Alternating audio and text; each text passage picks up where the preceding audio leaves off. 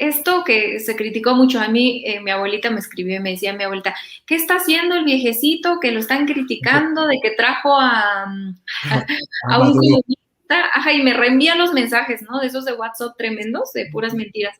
Pero yo quisiera si nos pudieras platicar qué es lo que pensaste del discurso de Díaz Canel, de la presencia de Díaz Canel y sobre todo del discurso de AMLO después de ahí en el desfile militar. Yo estoy, así como dices que te puse la piel chinita, yo estoy con la piel chinita desde hace meses con todo lo que está sucediendo. Este encuentro con Díaz Canel se enmarca en las conmemoraciones por la caída de México Tenochtitlan. Hay un debate que se dio entre la academia, el gobierno de México, activistas y pueblos originarios sobre lo que sucedió hace 500 años. Este debate nos ha permitido, por ejemplo, entender que hay una lógica chilangocéntrica también en la academia antropológica cuando plantean que la caída de México Tenochtitlan es la consumación de la invasión española o la caída de México, porque en realidad lo que cayó fue una de las naciones, de las civilizaciones que convergían en el territorio que ahora conocemos como México. Pero mira, fíjate la relevancia de lo que está pasando en este momento. Insisto, el mundo tiende a ser multipolar, está avanzando en ese sentido, cada vez hay más bloques económicos que no son el norteamericano, cada vez se cuestiona más el papel del dólar como moneda unificadora y en ese contexto México está haciendo un planteamiento que no es originalmente nuestro, insisto, es una tradición bolivariana, es el sueño de que la cultura que nos hermana, las coincidencias que nos hermanan a América Latina y el Caribe, las consolidemos como una sola, un solo bloque económico y social. Eh, pero ese mismo momento de protagonismo que está viviendo México o el territorio que conocemos como México no lo había vivido sino hasta la época antes de que llegaran los invasores españoles. No sé si ustedes sepan, gracias a que está construyéndose el Tren Maya, se ha profundizado en la investigación de la Guada Fénix. La Guada Fénix es un territorio, es una construcción que se está investigando apenas se está desenterrando, que mide más de 1 kilómetro de distancia, son basamentos mayas, eh, y se construyó 1000 años antes de Cristo. ¿Esto qué significa? Que los mayas son más antiguos de lo que pensábamos y que en ese momento en el que China estaba desarrollando, o Egipto era la gran hegemonía cultural, donde se estaba creando conocimiento, aquí los mayas podían tener una construcción de 1 kilómetro de largo, podían estar ya desarrollando su filosofía, las matemáticas, todo lo que sabemos, lo poquito que sabemos de la cultura maya que aportó al mundo, que es muchísimo sus aportaciones, estaban sucediendo al mismo tiempo de esas madres de la cultura de la humanidad. Ese es lo que está pasando con nuestro territorio. Tenemos como origen la posibilidad de ser de marcar un precedente mundial y ahorita otra vez está sucediendo. Bastaba con poner la dignidad de nuestros orígenes y de nuestra inteligencia como colectivo, como pueblo. Teníamos que ponerlo en el centro de las decisiones y sabríamos que podemos ser algo más que entes supeditadas a la hegemonía global, ¿no? Entonces, eso es lo que está sucediendo. Y fíjate que la reunión CELAC y los discursos me han hecho recordar mucho al proceso del general Lázaro Cárdenas. Díaz Canel contó cómo apenas triunfó la revolución cubana, el general fue y los visitó y se solidarizó con la revolución cubana para poder para que se consolidara, ¿no? Porque evidentemente estaba una confrontación desde el origen con los Estados Unidos. La revolución cubana es hija de la revolución mexicana. Sin la solidaridad y la empatía de Lázaro Cárdenas con los guerrilleros, no hubiera sido posible que la tiranía de Batista hubiera caído en Cuba. Y es que Cuba, a final de cuentas, era una colonia, era un estado de los Estados Unidos, era una estrella más de la bandera estadounidense, era un lugar en donde iban los mafiosos a lavar su dinero, los potentados a hacer y deshacer, era tierra sin ley, como alguna vez lo fue también nuestra frontera del norte del país.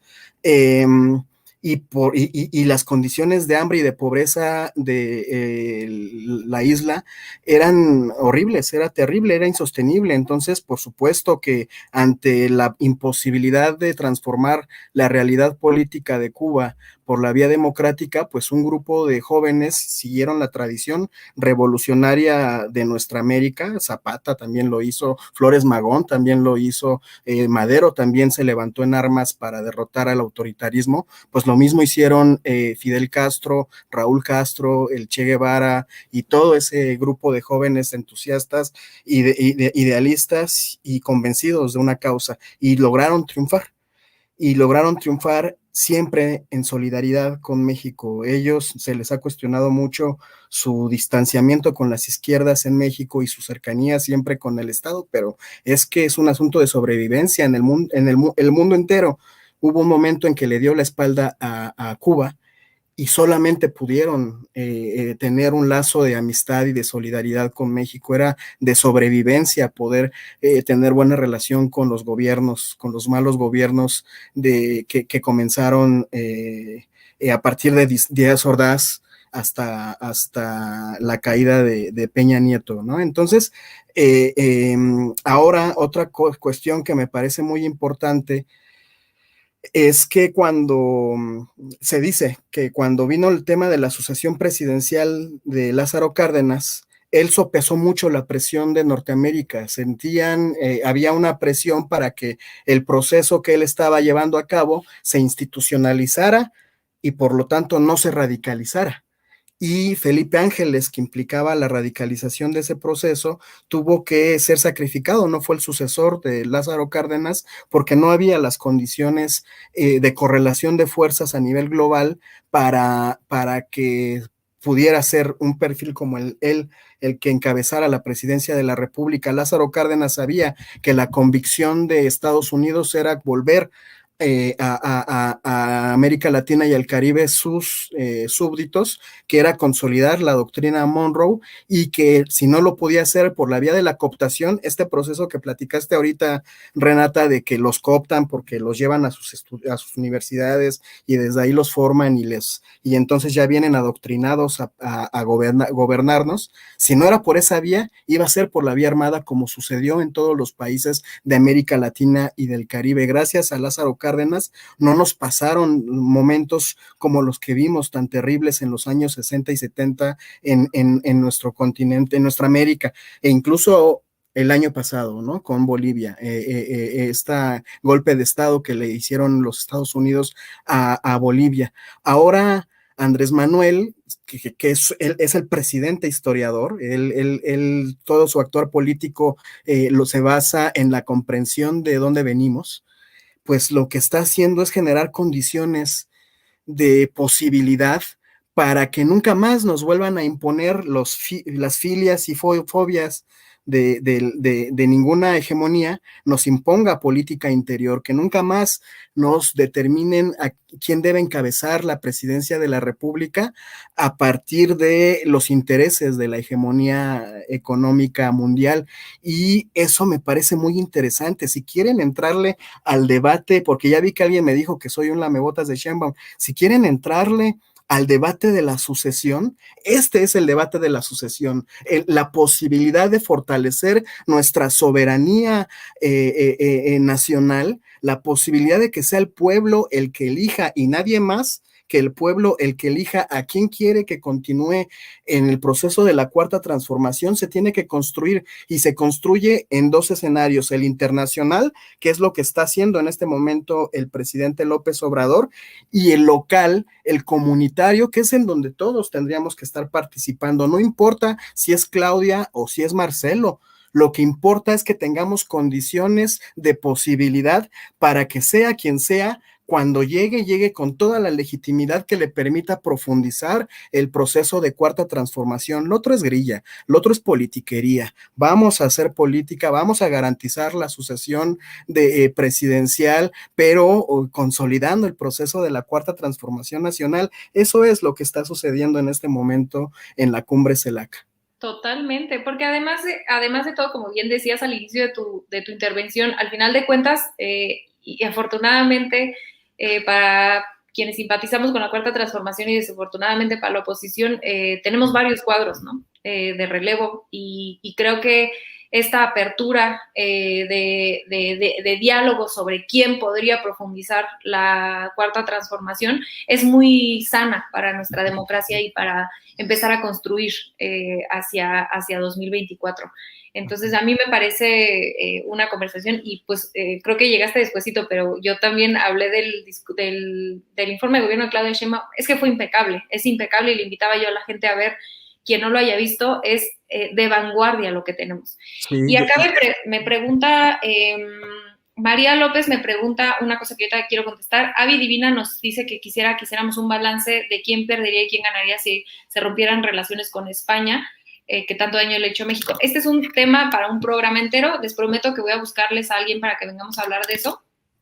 Yo no, sinceramente no creo que la propuesta sea romper relaciones, pero sí, lo mismo que con Estados Unidos, ¿no? Ponernos un poco, pues en plan de somos iguales, somos soberanos y vamos a sentarnos a la mesa. Sí. Y me pregunta María López qué se necesitaría para que América Latina pudiera tener una moneda como el euro. Y creo que tampoco es la propuesta, porque recuerden que cuando cuando se unifica una moneda, los bancos centrales de cada país pierden soberanía en cuanto a su política monetaria. Es todo un tema entero. Yo trabajé en el Banco de México, entonces es un tema que a mí me encanta, pero dicho en palabras sencillas, si tú tienes una misma moneda para toda una región, tienes menos rango de manejo en tu política monetaria, que es lo que le sucede, por ejemplo, a Ecuador desde que dolarizaron su moneda. Es decir, en Ecuador existe el dólar, entonces ellos tienen menos rango de manejo. En Venezuela, claro. O Venezuela, exacto. Entonces creo que esa no es la propuesta, sino un poco lo que decía más que nada Eder, ¿no? Sino nosotros políticamente, económicamente acercarnos a Estados Unidos como bloque, para que la negociación no es lo mismo acercarte siendo Guatemala a un monstruo como Estados Unidos o mismo México, que ser un bloque de una decena de países y decir, órale, vamos a negociar. Por primera vez, que te interrumpa, por primera vez se estaría utilizando los recursos de América Latina y el Caribe para beneficio de América Latina y el Caribe. Con esos recursos se estarían negociando con Estados Unidos y con el resto de los bloques económicos. Totalmente, totalmente. Ay, querido, se me acaba el tiempo y como siempre me da un dolor en el corazón porque yo podría estar platicando contigo horas, sé que el público también, nada más muy brevemente, con qué cierras y dónde te pueden encontrar para que puedan seguir leyendo tus grandes análisis. Pues en mis redes sociales, Eder Guevara, ya saben, los lunes y miércoles estoy colaborando en Foro TV a las 11 de la noche, pero en mis redes sociales, aunque cada vez estoy más lejos de ellas, solo para cerrar, cuando el presidente evocaba la forma en la que se vilipendió a Miguel Hidalgo y Costilla en la independencia, yo de inmediato me acordé de la manera en la que también a líderes como él, como Andrés Manuel, como Madero o como Fidel Castro han sido vilipendiados porque decidieron utilizar las herramientas políticas a su alcance para transformar la realidad de su generación y por eso no se los perdona la hegemonía y por eso les han inventado tantas acusaciones y tantas mentiras. Ningún dictador deja el poder voluntariamente en vida. Y Fidel Castro generó las condiciones de posibilidad para la sucesión y ahorita, después de él, ya tuvimos a 2 presidentes y los 2 han tenido la misma convicción democrática de que sea su régimen parlamentario el que decida los siguientes pasos a continuar. Eso no es una dictadura y tendríamos que estar revisando cómo nos han aplicado la misma una y otra vez. Cuando no pueden vilipendiar al dirigente social, lo muestran acribillado, porque el mensaje es que nadie más se atreva a levantarse en contra del régimen hegemónico. Y eso es lo que a mí me evocó el discurso memorable otra vez que dio Andrés Manuel López Obrador. Yo estoy todavía trabajando cuando voy a dar charlas a los estados, estoy trabajando con el discurso de Bolívar, el aniversario del natalicio de Bolívar, pero también el que acaba de suceder el 16 de septiembre se presta para seguir analizando y seguir haciendo pedagogía. Es impresionante lo que está haciendo Andrés Manuel López Obrador.